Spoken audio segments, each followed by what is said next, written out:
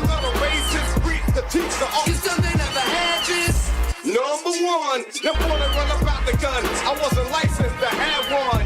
The minute they see me, fear me. I'm the epitome, a public enemy. Use, abuse, without clues. I refuse to blow fuse. They even had it on the news. Don't believe the hype.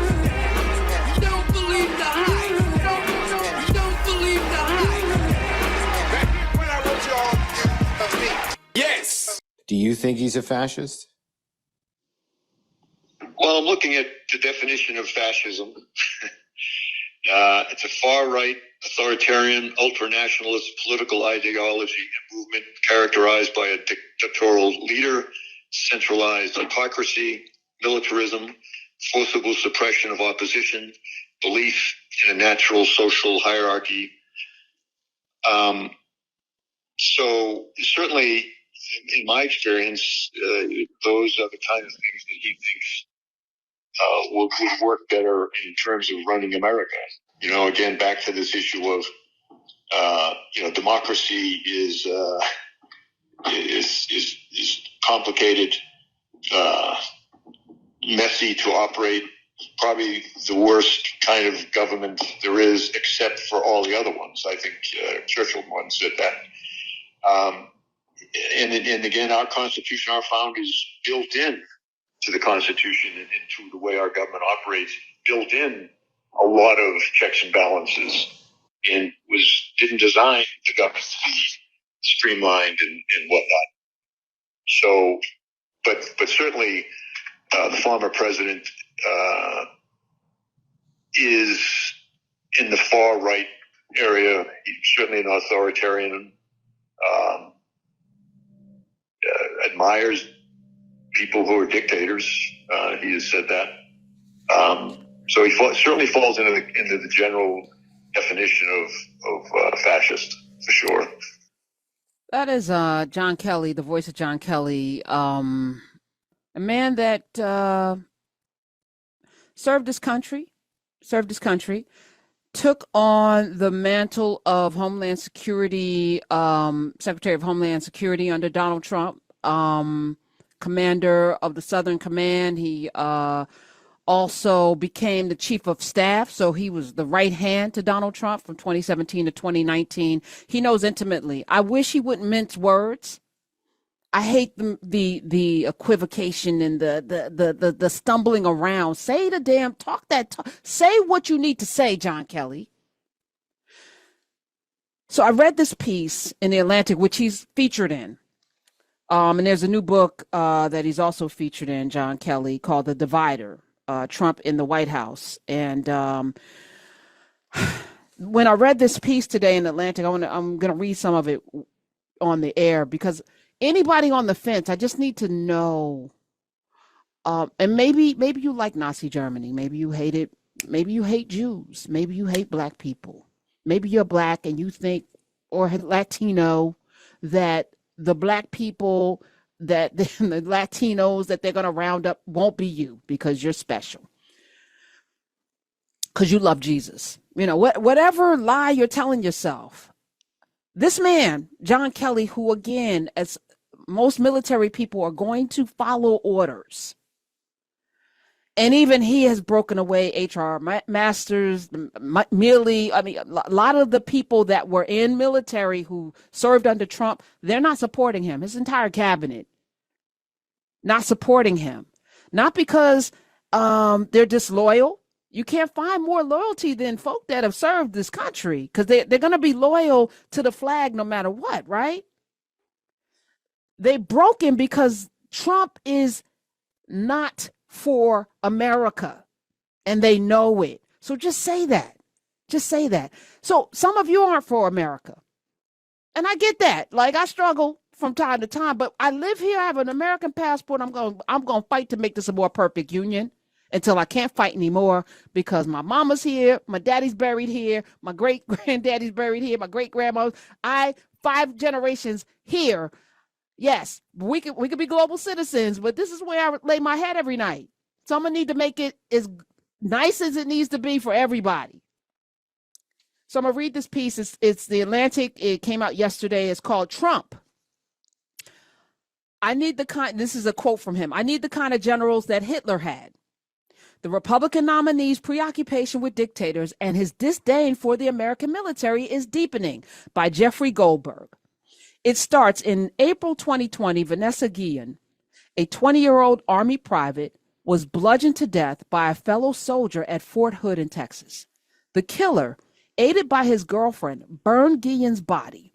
Her remains were discovered 2 months later, buried in a riverbank near the base. This is crazy.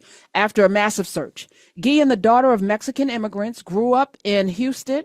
Her murder sparked outrage across Texas, and those of you in Texas, you probably know this story and beyond. Fort Hood had become known as a particularly perilous assignment for female soldiers, and members of Congress took up the cause of reform. Shortly after, now let me pause here. You join our military only to be killed by your fellow soldier in a brutal way. Shortly after her remains were discovered, President Donald Trump himself invited the Guillen family to the White House. With Guillen's mother seated beside him, Trump spent 25 minutes with the family as television cameras recorded the scene. In the meeting, Trump maintained a dignified posture and expressed sympathy to Guillen's mother. He said, I saw what happened to your daughter, Vanessa, who was a spectacular person. You didn't know her. And respected and loved by everybody, including in the military. Later in the conversation, Trump made a promise. He said, if I can help you out with the funeral, I'll help. I'll help you with that. He said, I'll help you out. Financially, I'll help you. You got to say things 3 times. Freddy Krueger. Natalie Quam, the family's attorney, responded, I think the military will be taking care of it, she said to Trump. And he said, good. They'll do a military. That's good.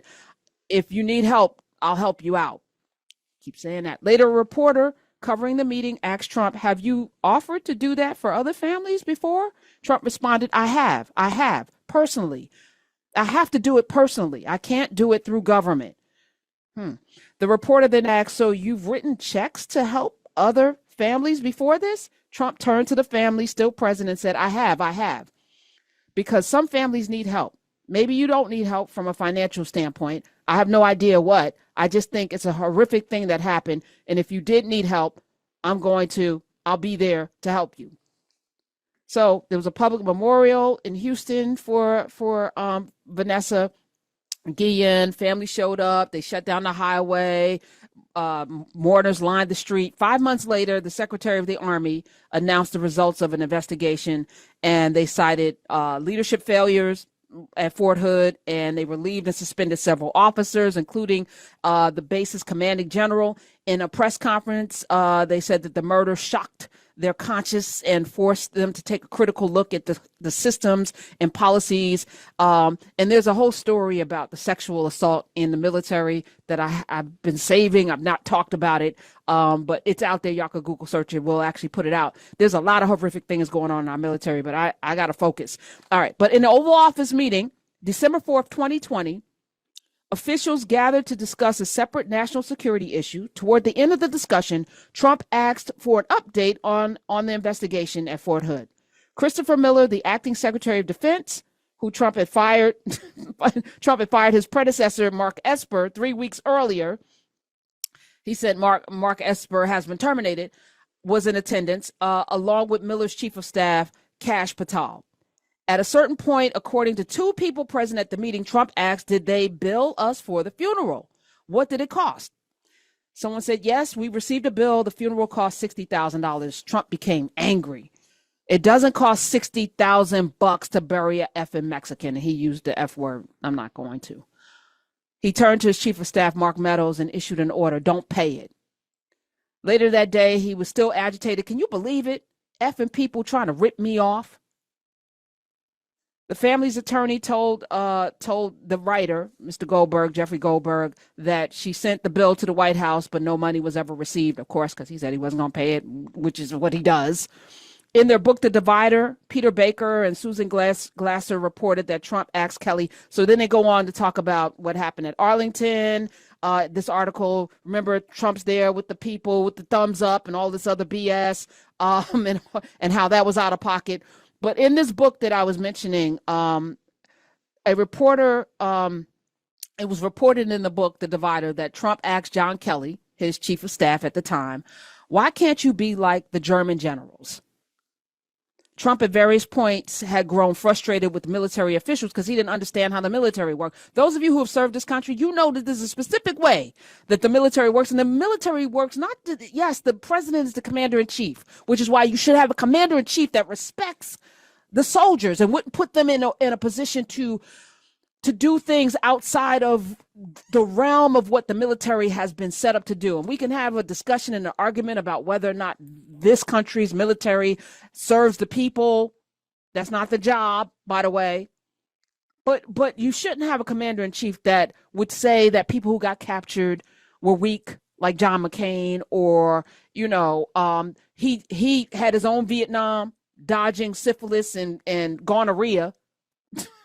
That like making an equivalence, like people who serve this country is somehow weak, and because he didn't get a venereal disease, which I'm sure he's gotten, he dodged his own Vietnam. That's so weird to make that comparison.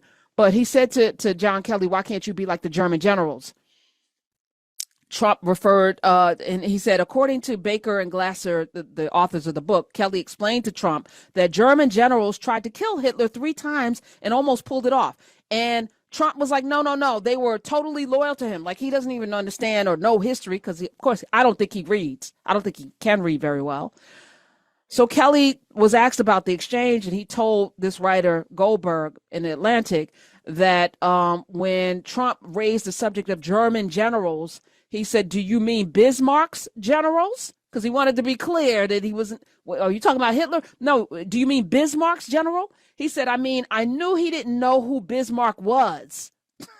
He didn't, or that he even knew about the Franco-Prussian War. He said, but I said, do you mean the Kaiser's generals? So he's trying to help him along to understand who Bismarck was. Surely you can't mean Hitler's generals. And he said, yeah, Hitler's generals.